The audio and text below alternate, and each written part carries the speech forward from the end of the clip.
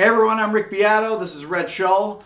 Today's topic is, has every song been written?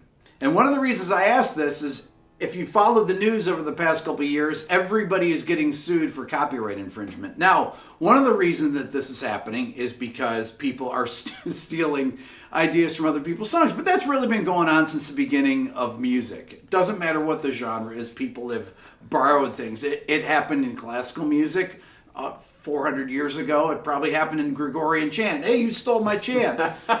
But you know, it's really prevalent now, or attention's being brought to it because of all the lawsuits. One of them being Ed Sheeran's song. So this is "Thinking Out Loud" by Ed Sheeran. Now play the Marvin Gaye "Let's Get It On." So that's Marvin Gaye. So the Ed Sheeran. So now I made a point in the video where I was saying that yes, of course, the riff is completely derivative. They took it. There's no question about it. They're interchangeable. When I pitch change Marvin Gaye's down a half step, there you can't tell the difference. They obviously mapped the tempo for it and used it, but the melody's totally different. And when it goes to the second half of the chorus, he goes to E minor, A, D, and has different lyrics. Okay, so it's not a copy if we say that a song is based on the lyrics and melody. But the fact of the matter is, why are the people stealing things like that anyways? You know, people used to write songs back in the old days where they'd actually sit down and work things out and spend a lot of time with them, not thinking like, okay, I'm going in a songwriter session, what can we do? Well, we'll steal the riff, the verse riff from a Marvin Gaye tune or something. I remember Steely Dan used to have singles like Josie that had licks like that.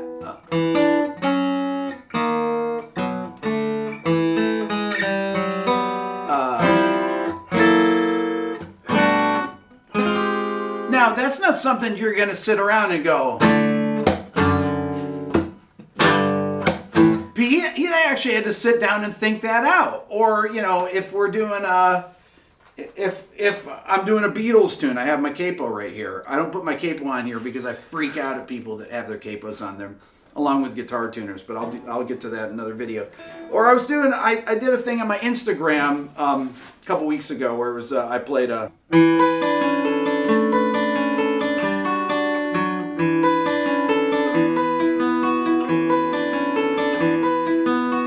That's Scarborough Fair by Simon & Garfunkel. Now that is an amazingly killer riff. Or even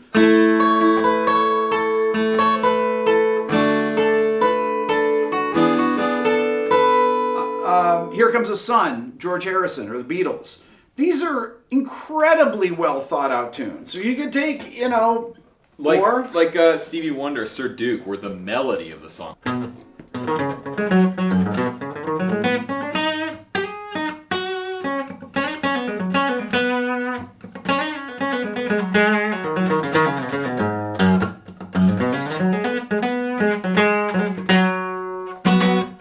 Or what about another Beatles tunes? Now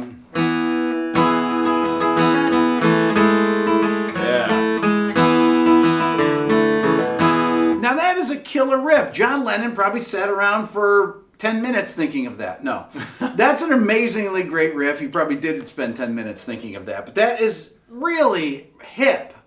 And I mean, we can come up with thousands of examples of songs that people actually took time to actually think about and experiment with. The Police or something, or Led Zeppelin.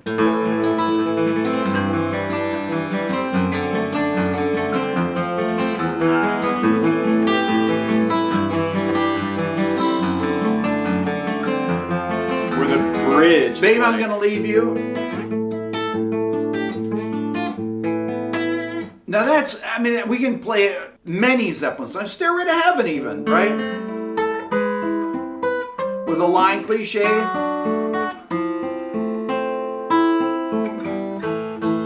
These songs, I mean, Jimmy Page, there's so many sections to that song.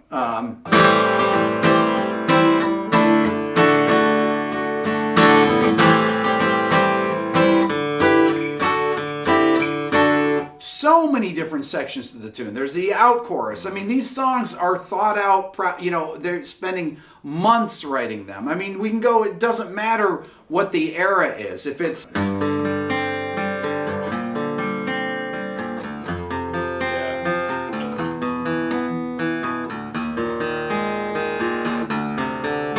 that was Black Hole Sun Soundgarden. It starts out on a suspended chord, really unusual. F5, E5, then E flat sus4. It's using all these really advanced sounds, things that you don't just sit around and go. Things that you don't sit around and go. Another one I like is PYT, Michael Jackson.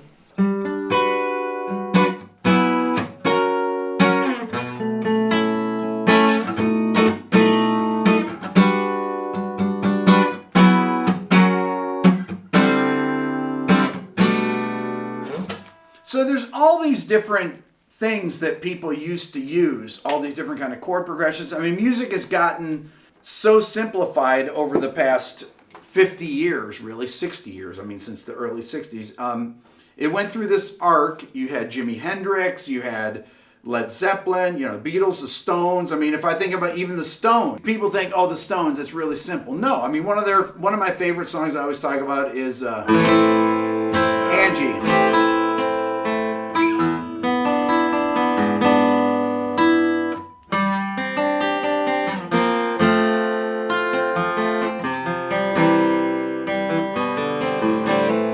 Now that riff, Keith Richards spent, weeks perfecting that, thinking of what they can do. And then the melody, these aren't things that people just throw together. They're really well thought out arrangements. And, frankly, I went through the top 20 of Spotify this past week. I did a video and I talked about the top, I actually looked at the top 50 charts. Now, granted, it was very dominated by hip-hop, using almost all the same kick, snare, and hi-hat sounds. And then I juxtaposed it to 20 years ago, 1998, and I took the top 20 from then. Now, you still had hip-hop in there, but the song's variety was it was really varied. And one of the things that you didn't have was auto-tune. There was no auto-tune because auto-tune started right around that era with the song Believe by Cher. That was really the first massive hit that featured auto-tune. And now it's just everywhere, every single thing. Nobody can sing without auto-tune anymore. But it's not just that, it's that nobody spends the time writing the songs. They spend the time on the arrangements. If you listen to Ariana Grande's record, the Max Martin's songs, I mean, they're much more high complexity, and that's why he's had so much success, I think, because he doesn't resort to the same cliches. And the arrangements are really well thought out with incredibly cool sounds. That's not to say there aren't great sounds in hip-hop. Mm-hmm. There's great production values, but the songs, there aren't chord progressions to most of the songs that the things are built on. They're just riffs, or they're sampled lines from jazz or rock or pop. Or there's one that was sampled from a Sting tune. Right. It's a lot of samples, which is, yeah, you're right. It's like a riff. It's like writing over a riff. Now, there's nothing wrong with writing over riffs, but the lack of complexity and the kind of this simple this dumbing down of music has happened over really 2 generations now. Music of 25 years ago or 30 years ago was far more complex. I'm talking music that was pop music was far more complex than it is now. Go back into the 70s and you started to hear many different, you don't hear half diminished chords, although we listened to that Dawes song that uses the new Dawes record, which if you haven't checked out, I highly recommend it. The second song on the record is called Stay Down, and the first chord in the chorus, Rhett said, what is that? And I said, oh, it's a dominant 7 flat 5. You never hear that. That's really unusual. And to his ear, you said you'd never heard that in a pop song before. Not a pop song, and it was, you hear that really, in jazz. Yeah, in jazz and that kind of harmony. But yeah, you don't hear that kind of stuff. And Dawes is not necessarily, like Billboard Top 40 pop, but they are a current modern band, and that's part of what I love about that band in particular is they're not afraid to go there, and that's what makes it so beautiful, So why though are there all these copyright infringement suits now? Well, I think part of it, in my experience, working in some writers' rooms on Music Row in Nashville, musicians and writers and producers, you don't physically have the time to sit down and work on these riffs because everything is so written in one day. Yeah, Every song. It's so commercialized. Yeah. You schedule these rights out sometimes weeks, months in advance to say, okay, from literally 9 a.m. to 5 p.m. on Tuesday, I'm getting together with two other people typically. Right, with two other people in this writer's room in the Werner Chapel building on Music Row, and we're going to work and write a song. Well, yeah, if you have to try and meet a quota, if you have a publishing deal, and you have to make so many songs happen per year, per month, whatever it is, you just don't physically have the time to You're not going to sit and write. Right. Oh, you're not going to bring that in. First of all, people are going to think you're insane if you did that, Right. even though we know that was a massive you're going to hit. start with... Cool, let's start with that. 6415. Great. I mean, I've been in sessions up in Nashville where people actually, they get on the internet and they say, is this lyric been written before? Oh, let's check this. I think that's the melody of another song. Well, when every song has 1, 4, 5, and 6 in it, in some order, it's almost impossible to write an original song. Now, one of the problems with this is that there's so much at stake now because there's so little money left in the business, which is one of the reasons why you're seeing all these copyright infringement lawsuits, is that people that got used to living on the gravy train for years, people that have had hit songs they lived on, and many artists, classic artists, live on their royalties. I mean, they have a royalty stream, but those royalty streams have gone down, especially artists that wrote songs before, the early 70s. I mean, there have been a dramatic decline in the amount of money that's paid out. So people that 20 years ago got used to, getting $750,000 a year in songwriters royalties because they had 4 big hits, 4 classics. They're not making that. Maybe they're only getting $30,000 a year now, and that's a dramatic difference. So if there's any chance that they can get any money from someone, they've got people out there willing to sue someone for $100 million so that they'll settle for $10 million so the investor can take their $7 million and give the estate their $3 million, So one of the things is that people just don't spend the time writing the songs anymore. And most of pop music is just churned out like that. I think part of it too is it's a bit of a cultural feedback loop, right? Part of the reason that record labels are trying to churn out these songs is because, for the past 20 years, 25 years, the stuff that has been played on Top 40 radio has gotten less and less complex with each year. And so your average music consumer, someone that just listens to the radio on their ride into work or listens to Top 40 Spotify, whatever it is, they're not used to hearing a lot of these more complex songs with more complex harmonic content. Unless they listen to classic stations. Right, unless they listen to classic whatever. stations. But then I would wager there's a lot less crossover between people like us who listen to the classic stations crossing over to the Top 40 stations. I mean, I don't listen to Top 40 stuff. But I think what's happened is this feedback loop of the public wanting and responding to less complex music, which is causing the record labels to put out less complex music, which is causing it's actually the public... labels are the ones that are putting out the music because the things that the labels are still pushing. I mean, labels are still important. That's you can't say that they're not.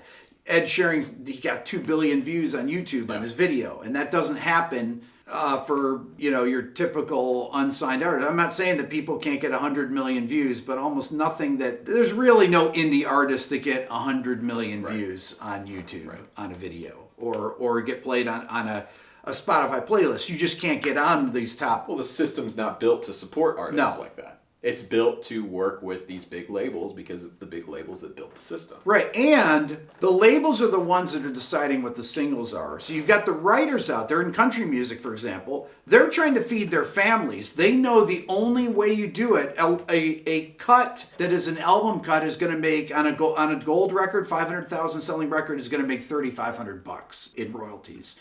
That's not enough to pay. That's over the course of a year. That's not going to pay for anything for their kids, or it'll pay a little bit, but they need to get the big money from having a top 40 hit, having a number 1 or a top 5 hit, which they all pay about the same. A top 5 hit in country music is going to make $1 million in airplay royalties, between terrestrial radio and streaming. And if it sells 1 million copies, which nothing does anymore, that would bring in another $1 million in mechanical royalties. But those are the pressures that they have. They're trying to feed their families. Mm-hmm. This is just reality. And this is not a reflection on these writers and their musicianship, because I personally know quite a few writers who are doing the pub deal, Music Road, Nashville, commercial country thing, who are incredibly talented musicians. I mean, you're a perfect example. You had a number 1 hit on country radio. That was a great song. I mean, Carolina was a great song, but harmonically wasn't as complex as some of the stuff that we're talking about now. No, of course not. The people that have time to write, I cite Max Martin, but there's a whole group of people that are these, that have had big hits over the last, let's say, 20 years. I mean, Max Martin had his first number 1, I think, in 99 or so. Mm-hmm. He's been almost 20 years now. And they have time because they have the resources. When you have hundreds of millions of dollars and you know that your songs are going to be placed above other people's songs, they're going to take what they're given. And Max Martin has much more leeway in the to write the things that he wants to write. So he can use really more unconventional chord progressions. Even songs, a few years ago you had the song Clarity, Zed, right? Mm-hmm. It's got a pretty simple chord progression, but it starts out on a B flat minor 11 chord. And it has a much higher level of sophistication in the melody. It goes in different places that you don't expect. It's a climbing melody. It's really interesting. But that stuff really comes with experimenting. Now, they had 5 writers on the song, although that's probably for lyrics. But right. But change a word, get a third. Or change a word, get a fifth. So has everything been written? I mean, look, we had the Stairway to Heaven Spirit copyright suit. Mm-hmm. Spirit opened for Led Zeppelin. They say that Jimmy Page nicked the riff to Stairway to Heaven. And if you listen to the tune, it has this same chord progression, but so does Fixin' a Hole by the Beatles. Fixin' a hole, the rain gets in. Even though that's not the key, I think it's an F minor. That's a line cliche. My Funny Valentine uses the same line cliche. Many songs do. So that's an influence. That's a chord progression that's been borrowed. You have your kind of standard things that you can write off of, and you have your things like on the Steely Dan or the Beatles or Led Zeppelin that have much more sophisticated musical elements, or Soundgarden have much more sophisticated musical elements. There's many ways to write a hit song. Fact of the matter is that those ways aren't being utilized really. I mean, well, they're not really being given a chance. I mean, that's what it Dawes is a perfect example of there's still harmonically complex music out there that's being written and is finding some success. I mean, Dawes, I've been listening to them for maybe 3 or 4 years now, and they are selling out, 3,000 and 4,000 cap rooms now, whereas 3 or 4 years ago, I think they were in the hundreds. So bands like that are finding success, and I think part of that is there's a lot of people like us, on this channel that love music and maybe want to find something that's new and current that's coming out that has sort of that lineage of complexity that we are used to enjoying, that in the past 20 to 25 years has not really been that prevalent in pop music. And I just to interject there, one of the reasons that these kind of harmonic progressions have gone out of fashion is that people, when you don't hear them, it's just like feeding kids vegetables. I have kids, I know. Kids don't like broccoli. They don't like green beans. They hate them. They don't want to eat them. But you know what? If they eat them 4, 5, 6, 10, probably 50 times, eventually they develop a taste for them. They get used to the taste. Oh, that tastes pretty good. Oh, I like broccoli, I think, you know? People are like, I like that. Oh, that. Well, I never heard that before. What is that chord? You know, if you hear it in enough tunes, people start getting used to it. Like, oh, I like that. And then you know, gradually all these type of progressions. You used to hear diminished chords in songs. Chris Cornell used it in Sun Shower, if you ever saw that song. He used diminished chords. The Beatles would use diminished chords. Bread would use diminished chords. You know, people use diminished chords, but they fell out of fashion and no one uses them anymore. People use half diminished chords. Nobody uses those anymore. You know, when I did a video on David Bowie, you know.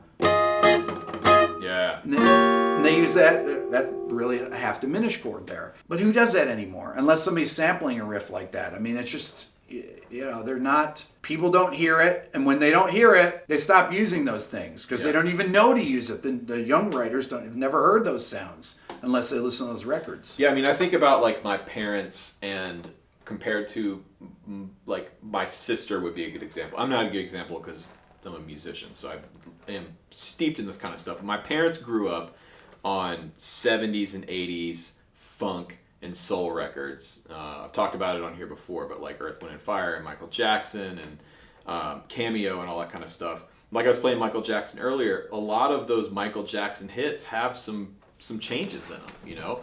But my sister, who just turned 23, has no frame of reference for anything outside of that because that's not what she grew up listening to. She didn't grow up with that kind of stuff. She grew up with, you know, the top 40 stuff that's been popular in the last 15 years, which has been mostly hip hop. And what instrument-driven music there has been like the Ed Sheeran, extremely simple stuff. So for her, if I were to play something like the Dawes record or the Steely Dan, it would be too drastic of a step for her ear to jump into that and immediately dig it. It's like broccoli. It's like broccoli. Now, I don't think that's true for all people because, and maybe I'm a bad example, but you know, I didn't grow up with jazz. And so I really didn't discover jazz music until I was about, you know, maybe 20 when I was in music school.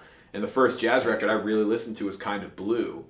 But the first time I heard Kind of Blue, it immediately brought me in.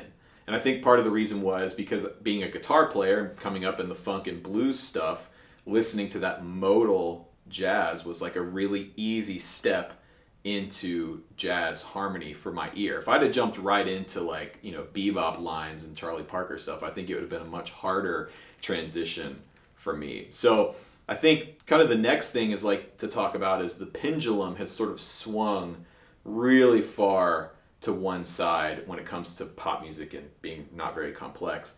And I would love to see it swing back to where it was, but I think it's going to take time. It's going to take bands like Dawes getting more and more popular, where maybe it's going to take some instrumental based bands and it's probably not. I mean, hip hop has had a very long run, and you know, you see people that are pop stars that you know, Bruno Mars, that have elements of hip hop in his music. And I mean, he's really a kind of a conglomeration of a lot of different styles of music. James Brown, he's steeped in all the classics. And people like that will get through occasionally. But instrumental-based music, if you had a Nirvana that came around, it's probably not going to be a Nirvana. It's going to be a Nirvana with some EDM element to it or something. Or maybe Nirvana with a hip-hop element, but has really weird chord progressions or something like Kurt Cobain did. I mean, Kurt Cobain was very sophisticated. People don't realize it, but his chord progressions that he wrote over were very sophisticated. And then in the mid-90s, after grunge, you had people like Dave Matthews who had some really complex riffs in his music. And you had Tori Amos and Sarah McLachlan and that whole Lilith Fair movement that happened in music. And Sarah McLachlan and Tori Amos had very complex songs. Fiona Apple. So, you know, things haven't really haven't devolved. It's really only been probably since '96. Really, it was the beginning of it with all the when all the Telecommunications Act of 1996, when all those big companies, it shrunk down to 6 big companies that release everything. That's when music started this being completely homogenized. That was the beginning of it. Yeah. And I like the food analogy a lot, right? If you have somebody who's used to only eating, chicken fingers and French fries, you're not immediately going to take them out of that setting and drop them into like a Michelin star rated sushi restaurant and expect them to the analogy is that Chick-fil-A, for example, Chick-fil-A gives you the chicken fingers or chicken nuggets and the waffle fries. Yeah. They don't have broccoli fries, That's like the perfect starchy compliment. You give it some really good barbecue sauce. I mean, your kids are hooked on it. Yeah. But if they did do broccoli fries, it would be really weird. No, but people would develop a taste for broccoli again, or whatever. If people don't hear the stuff, they're never going to develop a taste for it, and that's just that's kind of the reality of this. I think the optimist part of me wants to believe that people will listen to and consume and enjoy whatever you put in front of them. And when I say people, I mean just your general public, somebody that maybe enjoys music, but they're not out actively pursuing it. They only listen to kind of what pops up in front of them, what comes on the radio, what's, on the radio when they're getting their haircut. I think if you started introducing more of this harmonically complex music back into the fold, I think we would see a resurgence of it. I think we would see it come back. Maybe I'm wrong. You can let me know in the comments. Well, you'd have to have people that work at the record labels that actually allow for music to that sign things that are interesting, and that I personally don't have a lot of confidence in it. One of the great things about social platforms like YouTube or Instagram is that people can put out things and they can become popular. My channel has done well, right? And I don't do pop music on my channel. I mean, I talk about pop music on my channel, but I don't have songs that get 2 billion plays like Ed Sheeran. So I mean, you can have success as an artist in places like YouTube without having any record label behind you. And there's many examples. You get Chance the Rapper, people that become big. Macklemore, that become big on their own without the help of a label. But those are really exceptions. Mm-hmm. Yeah. I mean, the bottom line is if you want a fast track to success in the music industry, you have to play the game. You've got to join up with a label. You've got to do what the labels ask. You got to dress like they want you to. You got to play the songs they want you to. There are exceptions to that rule, but those exceptions are few and far between, unfortunately. Yep. And I'm kind of of two minds about the future on this. As the label executives and people who are running the industry, who have been running the industry since the mid 90s when all this happened. They created all this. As they start to age out of the system and, my generation, the millennial generation, starts to take over, part of me thinks, okay, well, it'll be good to have some fresh blood in those systems and maybe they can breathe new life into them. But the other part of that is most of my generation grew up on this kind of saccharine sweet. Yeah, and I think the people at the labels that are my age, they tend to go with what kids like instead of being real A&R people that actually... in the old days, you'd have producers that were A&R people that actually were musically sophisticated musicians and went in, they knew how to make records, they knew who to hire to make records, and they knew what were great songs, and they were confident in their own opinions.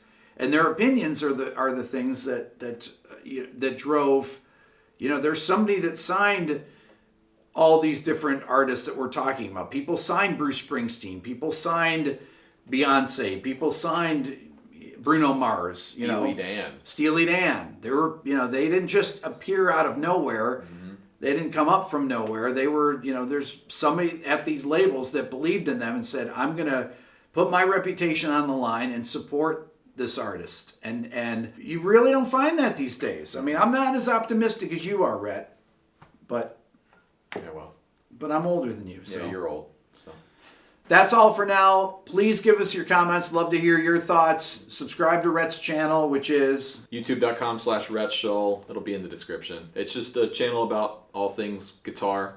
I'm a touring musician, guitarist, so subscribe here, and thanks for watching.